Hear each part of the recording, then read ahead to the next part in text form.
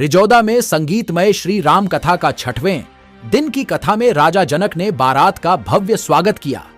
जनकपुर की शोभा का वर्णन राजा जनक ने अपनी बेटी की विदाई में देह की सुध भूल गए सीता जी की।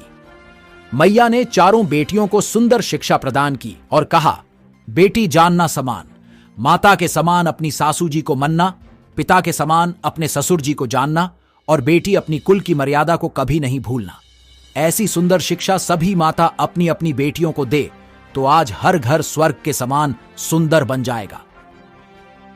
पूज्य श्री व्यास जी, मनोज कृष्णा शास्त्री जी ने आगे कथा में अयोध्या का वर्णन सभी भक्तों को श्रवण कराया। अयोध्या में भगवान राम के विवाह की बड़ी खुशी अयोध्या वासियों ने मनाई। तत्उपरांत मंत्रा के द्वारा कैकई ने वो 2 वरदान राजा दशरथ से मांगे। पिता की आज्ञा सरोदारी करके भगवान श्री राम लक्ष्मण सीता सहित वन की ओर चले।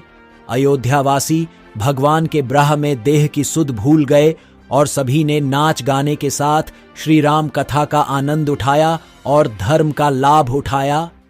देखिए खबर अब तक से प्रेम उज्जैनी की रिपोर्ट। सर, गुरुजी आज का भाग के बारे में बताएं, कथा प्रवचन। आज षष्ठम दिवस में भगवान राम अपने पिता की आज्ञा मान करके 14 वर्ष के लिए वन की ओर गए हैं। अयोध्या वासियों ने भगवान के लिए रोकने का बहुत प्रयास किया और लेकिन भगवान तो अपने कार्य का निर्वहन करने के लिए।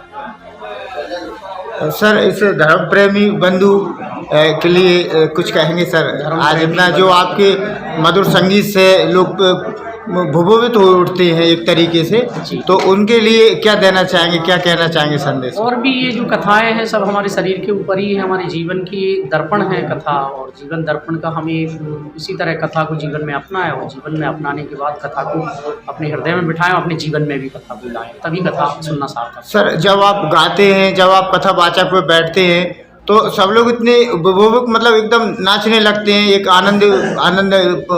आनंद लुभाते हैं, मतलब लेते हैं।